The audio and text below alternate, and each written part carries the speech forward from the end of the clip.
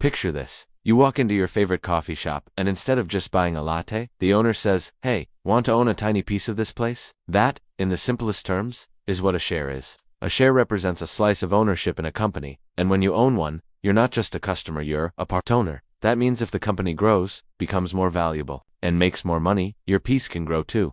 But here's the question most beginners ask. If companies are already making money, why would they sell shares in the first place? Why give away ownership? The answer is growth. Big growth.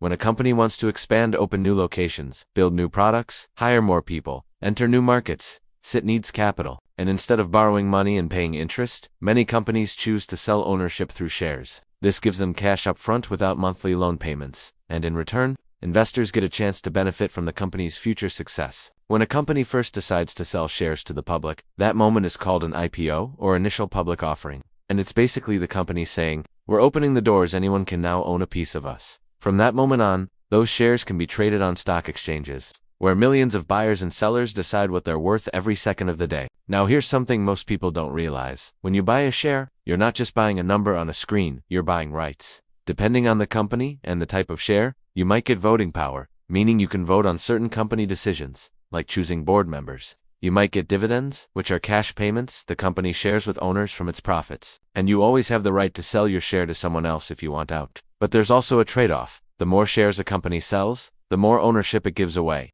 This is called dilution. Imagine a pizza cut into 10 slices each. Slice is big.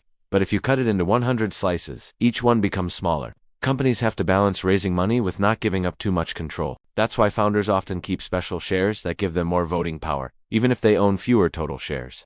For investors, understanding this matters, because not all shares are created equal. Some give you voting rights, some don't. Some pay dividends, some focus purely on growth. Some represent stable, mature companies, while others belong to risky startups trying to become the next big thing. And this is where a lot of beginners get confused. They think shares are just lottery tickets, but they're not. They're ownership contracts tied to real businesses with real numbers, real risks, and real opportunities. Every time you hear about a company raising funds, going public, or issuing new shares, what's really happening is a trade. Ownership for money. The company gets capital to grow, and investors get a chance to participate in that growth. But growth is never guaranteed. Companies can fail, markets can crash, trends can change. That's why learning what shares truly represent ownership, risk, reward, control, and long-term value is the foundation of smart investing. So next time you hear someone say they bought shares of a company, remember, they didn't just buy a symbol, they bought a tiny piece of a real business, with real upside and real downside. And that's what makes shares so powerful, and so misunderstood,